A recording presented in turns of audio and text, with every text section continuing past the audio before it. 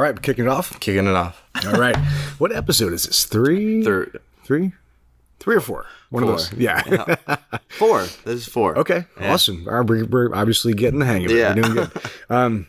So today we're tackling one of the hardest business topics ever is when to fire someone. How to do it, when to do it, when not to do it, pros and cons, everything that goes into that. So Dakota and I have not talked about this before, other than he recently was in a situation where he just had to change some personnel around. So you guys listening will get to hear an example of like his story and then my perspective on how we've handled similar situations in the past. And hopefully this is useful to you guys as you navigate your own entrepreneurship journey. Definitely. So Kota, what happened, man? All right. So for you guys that are new, a little bit about myself is I own a creative content agency where I help my clients create content for their social media platforms to help them get more clients, right? Their resumes online. So I am in the process of where I've hired a couple people for the first time. And now it was my first hire. I let him go. And it was a time where I'm like, I wasn't sure if like I was making the right move, you know, but in my mind, I was struggling with the idea of it wasn't training in a way. It was more just,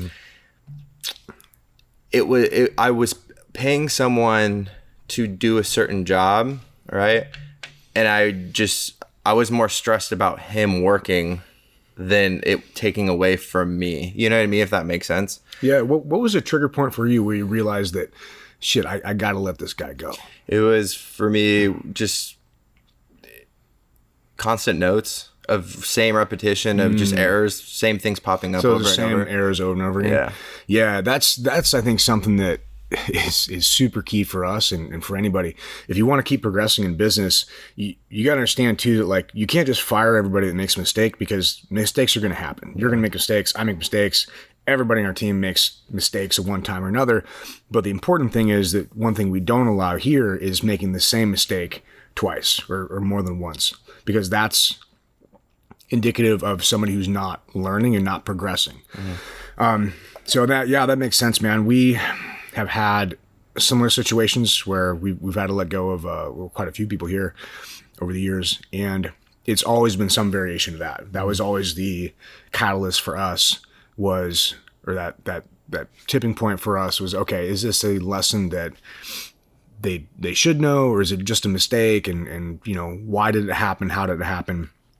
But yeah, that's always been the barometer for us is, did they learn a lesson? And are they going to make the same mistake again? Yeah. Disney had a really good experience with this, or interaction. I don't know if I told this story. I've had so many conversations, I forget which stories I told, but I might have told this in one of the other episodes. But it's so true and so useful is that you have to understand that everybody's going to make mistakes. So one time we had this person, currently our production manager or director of production. When she was first stepping into that role, she kind of just got thrown it, and there was a whole bunch of stuff happening, and she did a really good job of it. But in a situation like that, some things are going to fall through the cracks, and she ended up making a mistake that cost us about $6,000 to fix. And she realized it. She was super upset with herself. She went to Disney, who's the CEO, also my wife, and she's like, "Oh my God, I screwed up. I can't believe I did this. Like, here's what happened. Are you going to fire me?" And Disney just looked at her and she's like, "Why would I fire you? I just spent $6,000 teaching you this lesson, which you're never going to make again. So this is great. This is part of the process. No big deal." And I think it was a realization that way to handle it has by far been, in our experience, the best way, because you have to give people some grace. You have to give yourself grace, especially as an entrepreneur. You have to understand that you're going to fuck things up. Yeah. It's going to happen. And it is important to hold people to a high standard, but it has to be a realistic standard. And you have to figure out, you know, where that line is. And I think because it's always tough, that first initial thing as you hire your first people is you want them to be as good as you. Yeah. And so you're like hypercritical with every little thing. Yeah. And in reality, nobody's going to be as good at you as you are at what you do. But also, they might not be as good at you as certain things, but they might be better than you in other ways. Yeah. And even their this is also an important consideration, is that you notice everything 100% because you're the creator of it and you've touched every single piece of this. But the end user, the customer, the client, often won't know the difference between a 90% finished product and a 100% finished product. So if you can get somebody to deliver a 90% finished product to where you're 90% happy with it, but it's not perfect, chances are the customer usually won't know the difference. They'll be 100% happy with it. Yeah. And if you wait to find the right people that are doing everything that you do at 100% quality level that you're 100% happy with, there's no way to find those people, and there's no way to scale that because that's an impossible ask. And also, most of those people that are able to execute at that level are doing their own shit. Yeah. You know? Yeah. So it's like, why if they're as good at you as everything that you are, then why are they working for you? Yeah. So I found the goal is to find people who are better than you in the areas where you're not as strong. And then if they're comfortably competent to a level where you're okay with, I think that's a good like scalability ratio where they're good. They're not as good as you want them to be, but they're trainable and they're learning. Yeah. But the work is shippable. The work is deliverable. Mm-hmm. You know. Yeah. But it's hard to find that line, man. Definitely. But yeah, because I always know like going into business is not the easiest thing, right? I get it. But I think in this example, business was moving very quick for me, and I had to delegate fast. Mm-hmm. And he was my first one I hired, and I was paying them the most in that way. But I told him, I was like, you're going to have these 2 clients, right? And we'll add more. We will. I just need to see how you can deal with these 2 clients first. And I would give it to him, and it was just those mistakes kept popping up. And it was just not consistent. And I just knew, like, because he was overseas, and that is a time difference thing too, so that takes away from my business. It was just a lot of things accumulating, and at the end of it, I was just thinking to myself, I'm like, okay, well, what would it be like if I did hire someone that was more local to me, where I could know, like, we'd be on the same time zone, like talking to him, someone that I trust, all that kind of stuff. And the last thing I considered was peace of mind. And that was a huge one for me, where I'm like, I wake up each morning like hoping he did it correctly. Compared to, it's like, it's not hard. Like, you did it before, just replicate it, man. Yeah. And it was more like, I'd rather pay someone a little bit more to get the job done and give me that peace of mind, you know? Oh yeah. Because it's hard to scale something that's not quality, right? So I think if you have that right person and you can train them to the level that they're comfortably competent, like, man, that's really the great apex point where you can start scaling, where it's not perfect, but you know what? It's good. It's still really high quality stuff. And that's, I think but it's so hard, especially for creatives to let go of that sense of perfection, because everything that you produce is like emotional and from the heart, and it's a creative endeavor. So it's really, I think, one of the most difficult things to let go of in business is the creative aspect of it. I agree. It's like what you said, where you'll notice the difference if something's wrong. Yeah. But the client's gonna not know, you know. And that's hard for me to like let go. So if there's something a little off, I need to change that. I want to change that, even though like the client's probably is like, I wouldn't have noticed, I wouldn't have done that. Yeah. And that's the thing, like, you don't want to deliver a shitty product, and you don't want to, it's not like you're getting one over on them. It's, hey, even if they saw the difference, they wouldn't care. Like, you care because you produce it and you're the creator of it, but they are not going to care at the level that you care. And I think that's an important distinction, is figuring out that your perspective is different than your clients' and customers' perspective. And if you want to build something scalable, you have to understand what your customer's version of success is, like a successful product to them, and what that looks like. Like for t-shirts example, is every print, you know, within an eighth of an inch repeatable across 10,000 units? Okay, that would be awesome if that's physically possible, but it's not a physical possibility. So if we can get within, you know, a half inch across all garments, that's awesome. That's a scalable standard. Now, if it's an inch off, that's too much. That's not a quality product that we can't deliver. So you have to find what that apex point is. And I have found that to be really difficult to establish, but it's so important because that's going to allow you to scale. Because without that, you're either aiming for perfection, which is unattainable, or you're shipping shit product, which the customer's not going to be happy with, and you can't scale that either. So it's definitely a fine line to walk. Yeah, I agree. Quality is everything, but it's brand. I think like perfectionist, like what, I forgot the quote, but it's like being a perfectionist is like, that's not how you scale a business. You're not going to, if you are a perfectionist. It's more about how you innovate to be better, but also get what the client's wanting. If as long as you're meeting the client's expectations, and of course you want to always do a little bit beyond that, then you're good. And that's okay. It's not perfect. But you're hitting them, But in my mind, I am perfectionist as a creative. So I'm switching my mindset from a more of a creative, which I'll always be, which is great because solving problems and stuff, but more of just the business mindset and understanding like it's gonna happen. It's okay. It's hard to let go of that, man. It is. Like I remember struggling with that when I was handing over like some of the technical stuff and some of the creative stuff from my first clothing line. And that was one thing I struggled with, because I was like, dude, everyone sucks. Nobody's good at this. Nobody's as good as me. And really, it was just my own inexperience and my own ego thinking that I was so important. I was the only one that could see this vision and whatever. I'm like, dude, but in reality, like I would spend hours and hours and hours, like tens of hours on this one design, like the vector points and the layering. It was fucking gorgeous. And I'd submit it, and you know how many of our clients even noticed that shit? Oh my gosh. Fucking zero. Yeah. Zero. Because it was beautiful to me, but I'm the creator. I'm like, dude, I could have knocked this out in a tenth of the time if I hadn't just gone off the deep end with nerding out on every little vector point and all this, like literally hundreds and hundreds of layers. And it was a cool shirt, but nobody who ever wore that shirt saw the detail that went into it than I did. So that was a big learning point for me, where I was like, okay, I spent probably 30 hours on this design. Yeah. And I could have got it done in 3. Am I really moving my company forward if I'm spending an extra freaking 27 hours doing something that is not going to further the company, that none of our customers are even going to notice, that basically goes nowhere? I'm literally just wasting, 90% of my efforts on that. So that was a big eye opener for me. Yeah. I have a question for you. Yeah. What do you so for you guys that don't know, like I do the podcast, I edit all the video content that you see. That's what I do with Ryan.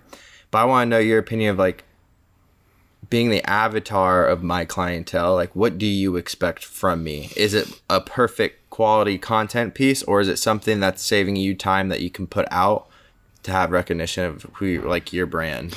Deliverable. And efficiency, but most importantly, convenience. Because I've got a lot of other things I got to do. So it's so nice. Like just today, I didn't even know you're here. Yeah. I was finishing up meal. I'm like, hey, dude, we're still doing this today. And he's like, dude, I'm already set up. I'm like, oh, bro, that is awesome. That's amazing. So I can come in here, grab my coffee, and come and just sit down and do what I do here, which is basically show up and talk shit. And you were able to handle everything. You do the setup, you get everything rolling, you do the breakdown, you do the editing, you do the deployment, like you handle everything. So for me, that's what I love about it, is that it's the right amount of convenience for me, which allows me to be effective in every other endeavor that I have to do throughout the day and all the meetings and all the other shit I got to do. So it's so nice to be able to come in and it's convenient, but also it's convenient and it's at a high level of quality to where I come in and everything's dialed. Like that looks good. Lights are set. Everything's completely ready to go. And then also the deliverables is where the podcast is set up. It's deployed. YouTube is ready to rock. It's fully loaded, ready to go. The tags are made, the description's made, everything is fully done. So I don't have to do anything else, and it's high quality stuff. Yeah. Like it's not like we're putting out shit either. Yeah. It's like it's really good. Now, are we aiming for perfection? Sure, we're going to aim for perfection, but that's not a realistic. I don't expect perfection. We'll aim for it, but I don't expect it. I just expect it to be cool, fun, put together in an entertaining way so we can entertain people while also helping them learn about, this topic. Hopefully they're interested in progressing into entrepreneurship and business and everything else.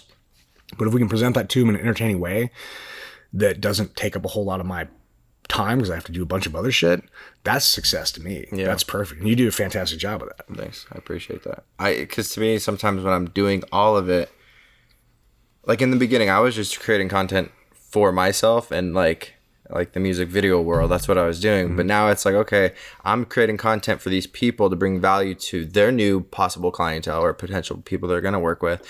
And to me, I want to be perfect for them. So it's always that way. But in my mind, I'm like, okay, am I driving myself crazy doing that and wanting to be like, oh, like, is this the right healthy way for me to build this business? Or is it like, okay, don't worry about that so much. The consistency's there and you just keep building off of what you have right now. The 3 people that you work with, they're great.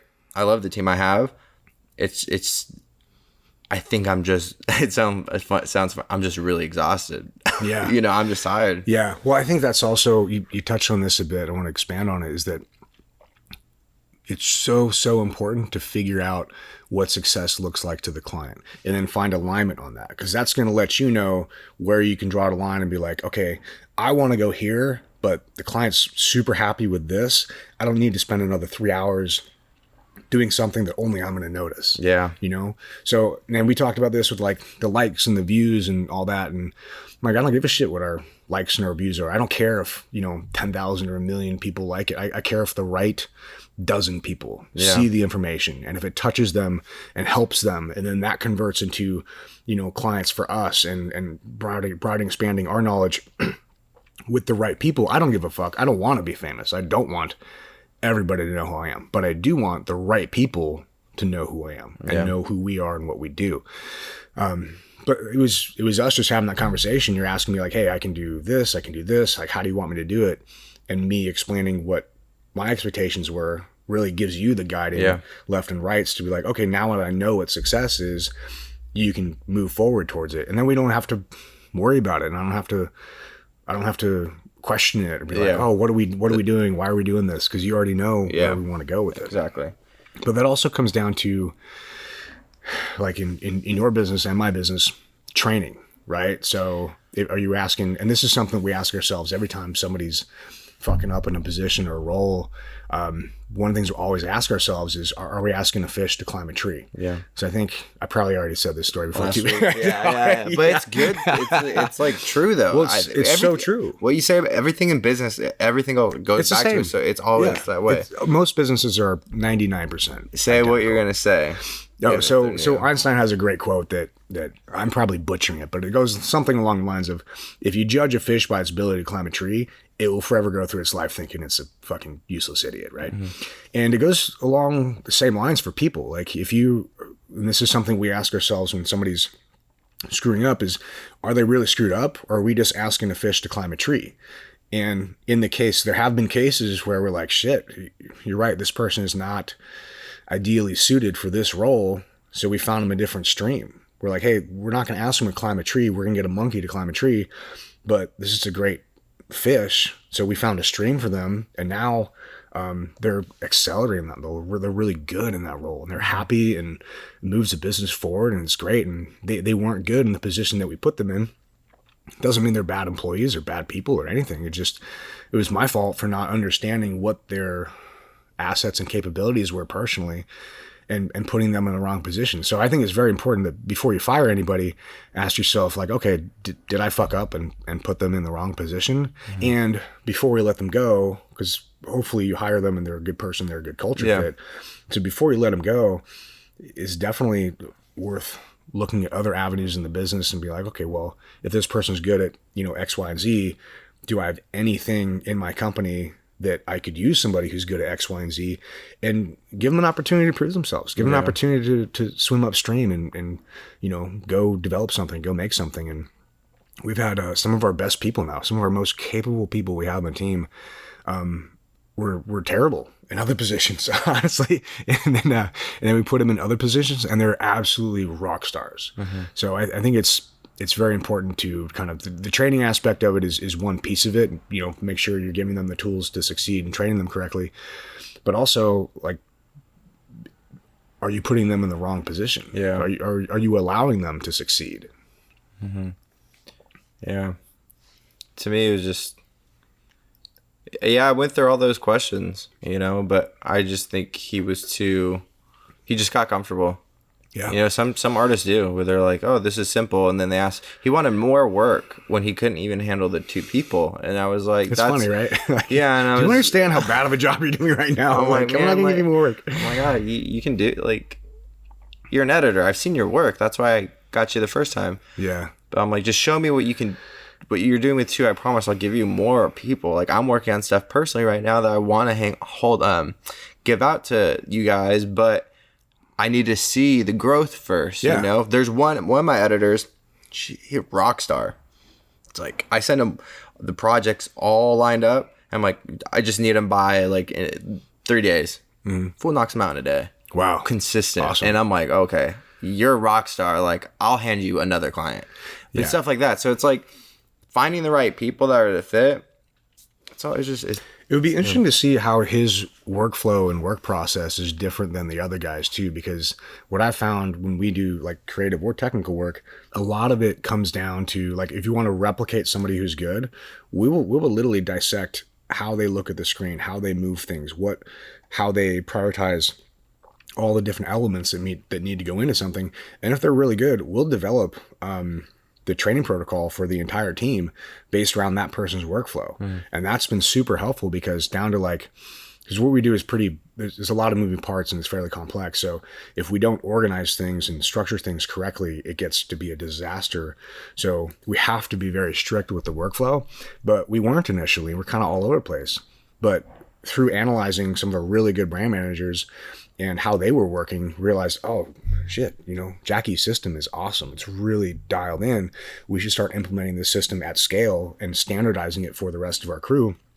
And once we did that, everybody's productivity went up. It was just that, they're all like good fish, so to speak. Yeah. It was just that they didn't have the experience. Most of the people didn't have the experience that Jackie had. So they were working in a different way, even though the result was the same. It just took them longer to get there. So all we did was dissect her protocol and apply it to everyone. And it really maximized the efficiency of everyone. It made them happier too, because nobody likes spending more time than you have to doing bullshit. It's true. That's a good advice. Something that if like you're watching and you're new to like your business and creating something that it just happened very fast. The clientele just it's great. I love it. But then it's like, oh, okay, now you really have to get all of this done for all these people, the deliverable. And I'm like, yeah, of course I can do it, but I need help. Yeah. In my mind, it was like posting a job, be like, oh, this guy, he's great. Like, he's a good fit, blah, blah, blah. I got on the phone with him during an interview, Zoom call, like, oh, first interview I'm doing. Like, I'm a real boss, blah, blah, blah. And I kind of just, like, asked him, like, hey, can you edit? And he's like, yeah. I'm like, all right, sick, you're hired. Yeah. But my mind now, after going through him and then interviewing more people, I'm like, okay, no, I really want to know what do you want out of this? Like, where do you see yourself in a couple of years? Which I know now, like, why people ask that. Because they are in a different time zone. What time do you wake up and start working? The first guy, I didn't know. He's like, oh, every other day I start work at like 1 a.m. or 1 p.m. and then I stop at 6 p.m. So it's like within that hour. And then sometimes he'll start at like 4 in the morning and then stop at 12 noon. So it was kind of all over the place. But I didn't ask that. Yeah. But that was my responsibility, something that would have been helpful for me. But now I asked the other guys that I hired, I'm like, okay, when do you work? And they're like, oh, like I start work at 10 and stop at 5 or 6 in the afternoon. I'm like, cool. Like, as long as you're in front of your computer and we can get this done, awesome. Yeah. But it's just those little things that you start to pick up where you're like, oh, you got to be more clear, especially during the hiring process. But that's a key thing too. I think that holds a lot of people back from hiring people is they overthink it. They're like, I don't know what to do. When did you hire your first person? Like 3 months ago? 2 months ago. 2 months ago, right. And now this conversation, look at everything you've learned in 2 months. It's crazy. Yeah. So I think a lot of people listening, if you're worried about not knowing what to do, just fucking do it. Because number one, nobody has any idea what the fucking perfect thing to do is anyway. You just have lessons learned from experiences. And two, like, you're going to fucking learn. That's the only way to learn is to go through the process and figure it out, because you have different requirements for your people than we do with ours. So there is some carryover and crossover with like the structure and how we do it that might be useful for you. But at the same time, the questions that we ask and, you know, the capabilities that we require for our stuff is very different than yours. So, but even if you took our exact template and used it for your people, you'd still have to figure out like exactly how to tweak it and what technical aspects you need specifically. So there is no perfect answer. It's the same thing we talked about. There is no perfect. You just have to fucking go do it and know that you're going to be wrong the first couple of times. You're going to make some bad hires. You're going to fuck it up. Give yourself some grace. Yeah. And it's like we talked about in the beginning, though. As long as you don't make the same mistake twice, it's impossible to go backwards. Yeah. I mean, a long enough timeline, if you keep going and you don't make the same mistake twice, it's inevitable that you're going to succeed. Yeah. The only question then is how fast you're going to succeed. Yeah. And that's really all it is to it, man. But it's, and we're still figuring all this out. In fact, one of the key things I learned from this is that I'm fucking terrible at hiring people. So I'm not even allowed to hire anybody in our company anymore. It all goes through like Disney. Some of the worst people we've ever had are people that I hired. I'm like, oh, he's a good dude. Oh, he's fine. Oh, we're bros. Oh, it's all good. And like fucking terrible. Damn, it fucked up. Terrible. Yeah. So now I'm like, hey, Disney, what do you think? So the structure we have is Disney has a CEO. She sits in on most of them. And then but always it's the department head of whoever's, you know, hiring for that department. Usually Disney, maybe Disney's assistant Brooklyn, and that's pretty much it. And then the next interview, they'll come in and they'll either meet me very shortly. If they've already decided they want to work with them, then they'll meet me or maybe some of the other staff. We have had times, one of the things we're implementing now is we do an initial interview with the core people. And then like if we're interviewing for a brand manager, we'll do the initial interview with Disney, with Sam, the head of brand management department, and maybe Brooklyn. And I'm usually not even in on it. And then the second interview we're doing is we'll send them to lunch with some of the people they'll be working with. So we'll have some of our warehouse crew go to lunch. We'll have, you know, some other brand managers go to lunch, and the head brand manager and Disney and me won't be on the lunch. So it'd be like a very peer-to-peer level. So because there's different conversations and there's different comfortable levels. The owners, exactly, yeah. And the great thing about that too is that you really get a couple of things. Number one, you really get a much clearer picture of who the person is and how they're going to be around their peers when they're just with their peers and they're not worried about like some boss or anything. And two, it really gives the other employees that go on that lunch with them, really makes them feel empowered, like their voice is heard. Like we do this often where if there's one no, like, hey, we're not hiring that person. That's it. Everybody has to be, everybody has to be, hey, I think it's a really good fit. We're on board with this. There's one no, person's out. For whatever reason, any reason at all. If they're not going to fit, they're not going to fit. Wow. So that's cool. You let your team that you already have now give like a word. That's cool. Yeah. And it makes them feel like really like they have buy-in to the company, because I don't want to shove somebody in a position and have somebody else who they went to lunch with and didn't like them like, well, I don't give a fuck what you think. You're going to be here anyway. Like, that's terrible as a boss. You know what I mean? Like, God, it's going to make them feel undervalued and not appreciated, and it's going to manifest in so many different areas. So that's our current kind of setup and how we roll now. That'll probably change completely in 6 months. I mean, we'll probably find 10 reasons why that doesn't work or is bad ideas, and then we'll modify and change. But it's just like we've been saying this whole episode, like you have to just keep going and don't make the same mistake again, and keep learning and progressing. And ultimately, like, you'll fucking figure shit out, you know? I want to talk to you about, I guess, network. Mm-hmm. If you want to go there. Almost looking at your team like your network. Mm-hmm. Or you're talking about networking with other peers, like other entrepreneurs, or like kind of that one, more entrepreneurs, because they're a little bit different. It can get sticky if you're trying to build a team of friends around you, because then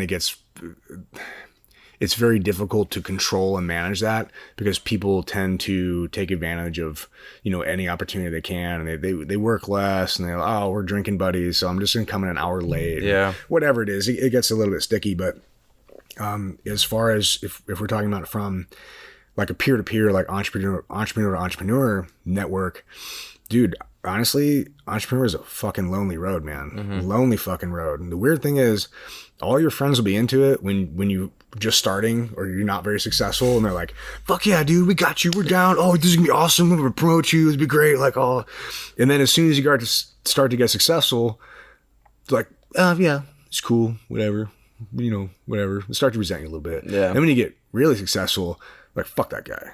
That guy sucks. That guy's a pussy. That guy's an idiot. That guy doesn't know what he's talking about. That guy just got lucky.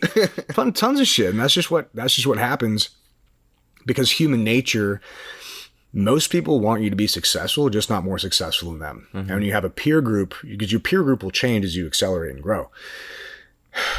Out of the friends that I had 15 years ago, man, 95% of them are not in my circle anymore.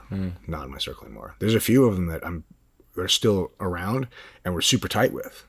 Like, but it's I haven't seen anybody go from 0 to 100 and maintain the same people around them. Because most people don't want to grow at the same rate that you want to. But as an entrepreneur, you have to actually fucking do. Like, you have to actually do the work. And most people aren't willing to do the work. Like when you're first starting out, but it's like, oh yeah, we'll have beers. We'll talk about what we're gonna do. Like, okay, let's go. I imagine that. Yeah. I want that. Yeah. I do want that, but of course, the business side. But like he said, dude, it is lonely. Yeah. But I know why I'm doing this. I have all my whys of like I would rather have this because it's mine and I'm building it and take on all that responsibility, all that stress. But also, there's a part where it's like I miss the homies. I miss all this kind of stuff. But that's why I want to go into what you do, because I know you work with Erte, yeah, Ed Milet, Andrew Facilla, like, yeah. How important is that to your business? Because I want to start doing stuff like that, like being a part honestly, of it. Hugely important. In fact, a lot of things we're talking about here, I only realized from starting to work in like Erte Syndicate and the other entrepreneurship groups.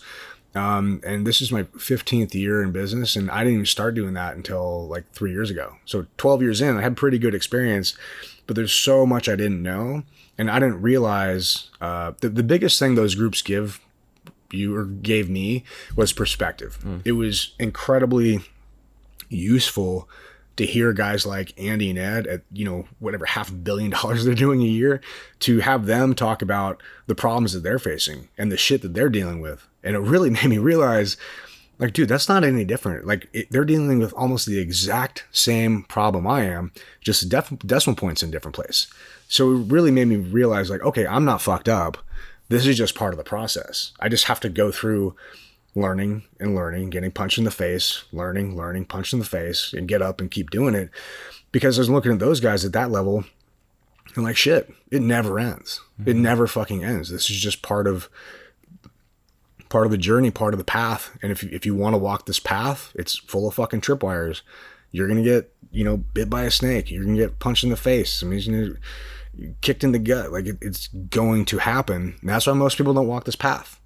But that's also why it's very lonely, is that nobody's on it. But the great thing about those entrepreneurship groups is that the people who are willing to take the fucking hits and walk that path regardless are fucking amazing people. I met some of my currently best friends. Yeah. And there is, coming from the SEAL community too, there's a strong tie-in and crossover with the mentality of going through Navy SEAL training. Like, same thing, you're gonna get your dick kicked in every fucking day and just getting up and doing it again and again and again. Same thing with entrepreneurship. Just, it's gonna be hard, and you just choose to get up and go through with it regardless. And it's a certain type of person that is able to do that and chooses to do that. And I've noticed personally, there's been a lot of carryover in personalities from the SEAL team, personalities from entrepreneurship. In fact, I prefer hanging out with the personalities in entrepreneurship, because people's egos in the team tend to get very big and very fragile. And people in entrepreneurship, I think the bigger you get, the more you learn how to leverage and use your ego. So it's still a big ego, but you can't get big in business and have a fragile ego. Because if you have a fragile ego, everything's somebody else's fault, which means if nothing's your fault, you are never going to get any better. So they might be good at one thing, but they'll never fucking get any better if they don't take accountability and responsibility for the things that they can change. So, I mean, ego is a very powerful tool, great motivator, but you have to know how to use it and leverage it to propel yourself.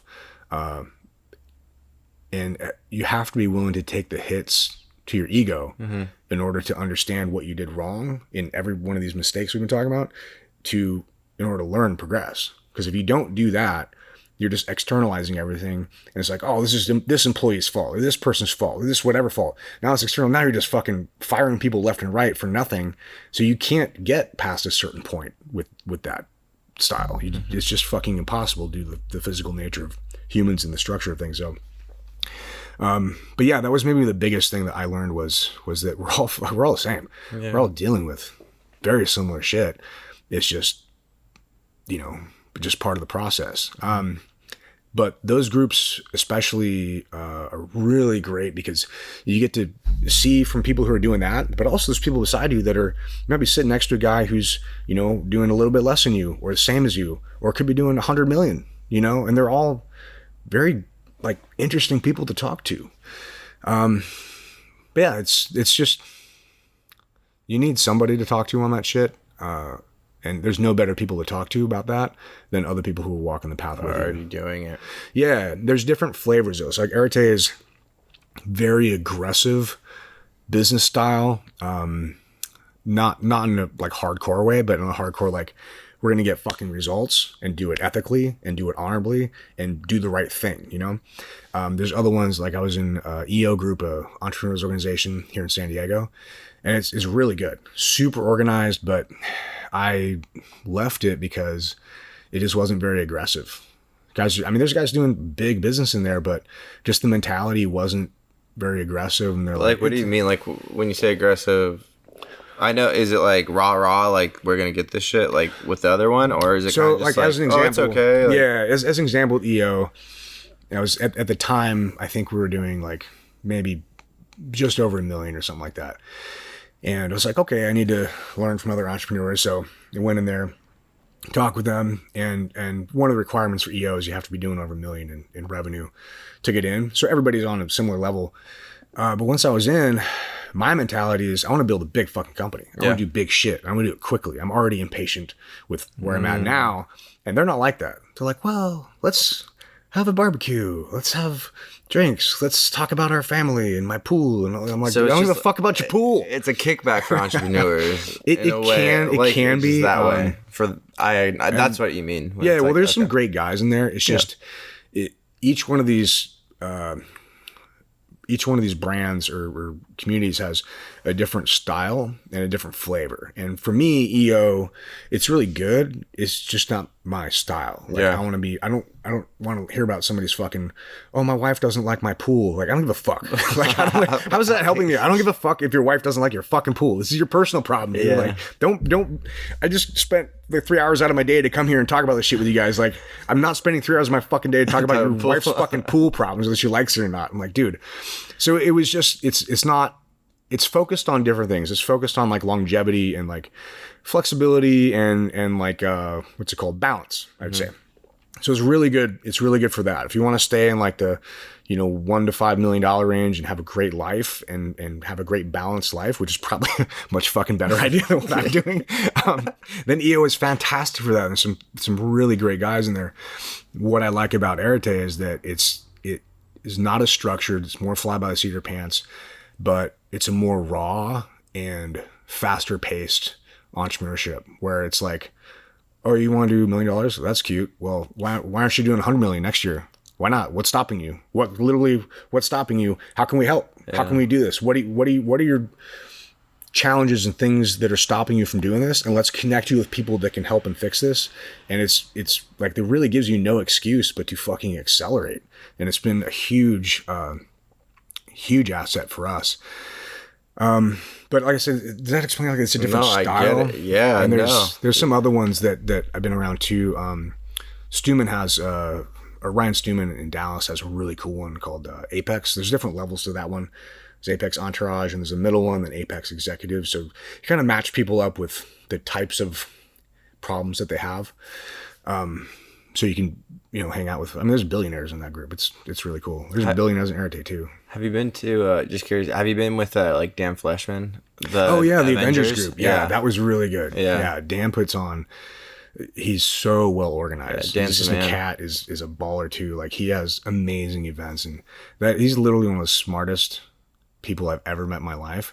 But he's also like the most compassionate too, and like just so nice. 100%. Yeah. God. Because who is in that? It was like Cole Hatter, and is it Cody? Maybe it was Cody. Yeah, I bet. And Stuman and Aaron Wagner as well. Oh yeah, Wagner. But dude, there's some absolute all-stars in there. I learned a lot from that for sure. Yeah. But I think it's important to kind of find one that it's okay if it's a stretch for your budget. Because Arete the first year I think was $50,000. I think it's $60,000 now, but it's different now. $50,000 at the time included like all the events. Now I want to say it's like $400 a month, something like that.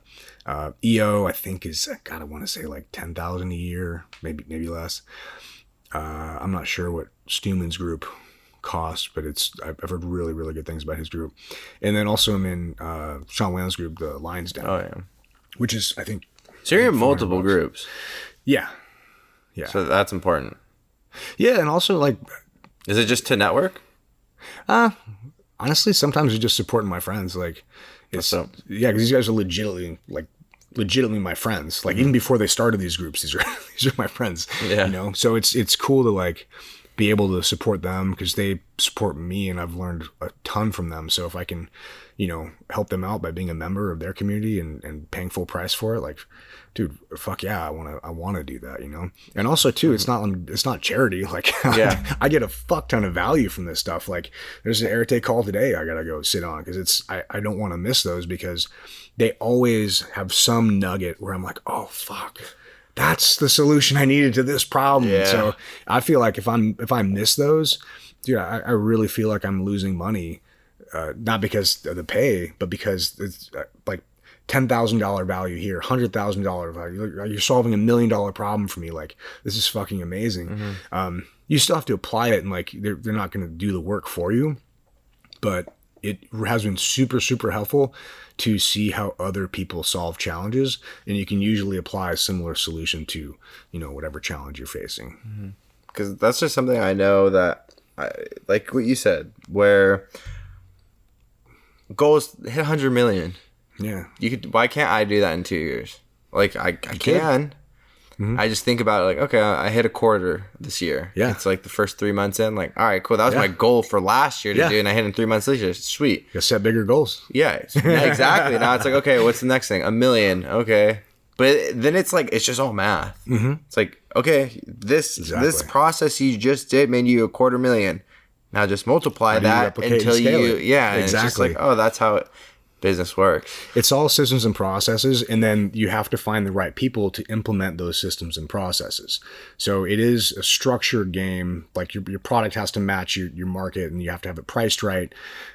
But once you have the scale built out or the infrastructure built out and the systems, then you hire the right people to do those roles. You hire the right fish for the streams and the right monkeys to climb the trees. And now you've got an organization. And if you can do that and, maintain a quality culture there, like, dude, that's what it takes to scale a company. It's not this like, well, I'm going to outsource everything. And I used to think that when I was like, oh, I'm just going to outsource everything. I don't want to have any employees. And my friend of mine told me, he's like, bro, you're never going to get as big as you want to get if you don't learn to deal with people. Yeah. And I was like, fuck you, whatever. I don't know. Whatever. But like, dude, like 2 years later, fuck, man, he was completely right. He was totally right. I was way off on what I thought I could do without dealing with people.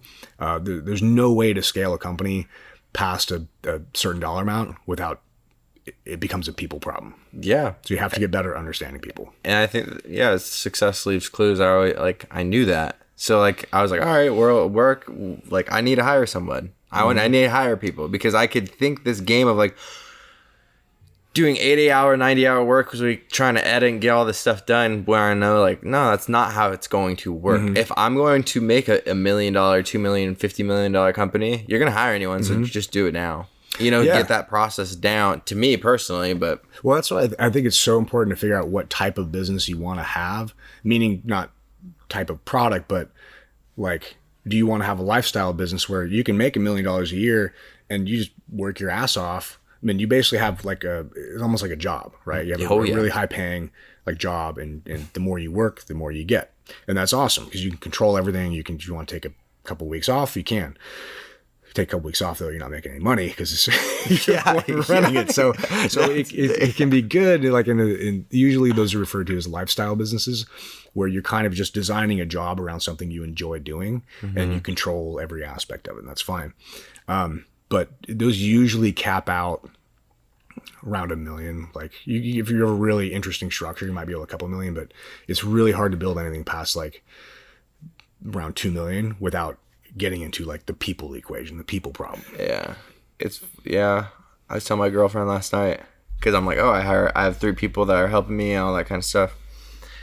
And she's like, it was like 11 o'clock at night right before bed. And she's like, make sure you read. I'm like, yeah, I'm going to get my reading in before I go to bed. And I'm like, I'm still doing it wrong. She's like, what do you mean? I'm like, I'm still working like I'm like working in my business, not on it, And I know like that's the main goal. You want to create a business where if you do step out for a couple days, it's still going to be okay. Yeah. But if I left for a couple days, where it's not going to go well, it's not going to go smooth. Yeah. So that's why I'm like talking about like a couple months ago where I started, where it's just me, to like now I have 3 people that work with me, and I'm figuring out the process on a lot of things. It's growing. In the next couple months, it will be at the point where it's like I can go for 2-3 days and like, it's okay. Well, I would say on that, like, man, 100% be aggressive. Absolutely. Like aim for the fucking stars, but also like we've been saying this whole podcast, like give yourself some grace, set yourself like, hey, I want to do this, but if I get 80% of that, 90% of that, 40% of that, sometimes you're like, okay, cool. It is what it is. Because we, like, for reference right now, if I were to never show up at an industry again, it would be fine, because Disney's really good at what she does. She runs it, and we would not lose a penny, and we'd be okay, but we wouldn't grow. So Disney runs the company, but I grow the company. So if I just wanted to sit at home and sip umbrella drinks all fucking day, like, yeah, I can do that, but like that doesn't fit my goals, what I mean? Like, number one, I'd be useless as fuck, and I'd be bored out of my mind after 10 minutes. I know you. Like, so I don't have any hobbies, dude. Like, what am I gonna do? Go play frisbee fucking golf or something? Like, no thanks. But it's taken us, this is our 15th year in entrepreneurship, and our 7th year in business running just this company. And it wasn't until just a year ago that was the case. It took us 6 years to get to that point. So I would say, man, yeah, absolutely, like, be aggressive with getting all the goals. But also, man, don't beat yourself up about it. Like, give yourself some grace and understanding, and realize, like, okay, shit, this stuff does usually take time. If it doesn't happen in a year, like, don't get down and throw in the towel. Like, oh, I fucking suck at this entrepreneurship thing. Just be like, hey, this is just part of the process, dude. Yeah. It just takes time, like. My mom always, like, she always texts me or call me, and she's like, you seem stressed. Oh, really? Weird. Yeah, a little bit. Yeah. And she always tells me, she always says, enjoy the journey. Yeah. Just enjoy it. Because you're right now, you're in such a hard space of just building a company, building a brand, and you're doing all the steps to get to your pinnacle, what you really want. You're going to get to that point. She's like, I know you're going to get to that point, but just remember, when you get to that point, you're still going to have your problems. Mm-hmm. But you got to remember, like, you're going to look back at the journey and be like, damn, like, when I had like 6 clients, like, that was kind of chill. Like, in a way, but she's just like, really enjoy every moment of it. Live in the moment. You could be stressed, but take a step back and you'd be like, yo, enjoy this part of it. Dude, that's so true, man. I was talking with Andy about that maybe a year ago. I was telling him about some problems we were dealing with at the time. And he told me something that stuck with me, and I'll say it to you because I think it applies to you too. He's like, dude, you're gonna be fucking fine. You're a smart dude. You know what you're doing. You can problem solve. You're gonna be fucking fine. don't worry about this shit. You will figure it out, but make sure you enjoy the journey. Make sure you enjoy the process and take time to enjoy every day on your way there. I was like, fuck, man. All right, cool. Stop and smell the roses, I guess. Yeah, but it's so true, man. It was like, and now a year later, we solved that problem, which was at the time a pretty existential fucking problem. But now I look back on it, I'm like, dude, he was totally right. Like, you do need to be stressed about certain things to apply the focus to them. But at the same time, you do need to understand that, you know what? And trust yourself. Like, I'll be fine. Yeah. I'll figure it out one way or the other. And I'll look back on it and be like, man, that was a hell of a fucking trip, right? Yeah, that's where because I look back and like when I first started, not just like entrepreneurship, but like video editing, and like when it started in my room when I got my like first laptop and had no idea what to fucking do in Premiere Pro and After Effects. I had no idea like how to edit or upload anything. Now I'm at that point where I'm like, nah, man, like you hit $250,000 this year and you've got people working for you and you're building something great. And that's where I'm like, holy shit. Like, it's been since I was 16. Perspective, 27 dude. now. Yeah, it's all about perspective and it's crazy. Enjoy the journey. Definitely. Dude, I think it's a great place to wrap up, man. I agree, man. Fucking A. Well, hope you guys got something out of this. We are, I think, around 50 minutes in right now. So if you guys like this, like, subscribe, share. Catch us on all major podcast platforms. There we go. Okay. Shake and bake. Shake and bake. Thanks, brother. Right on.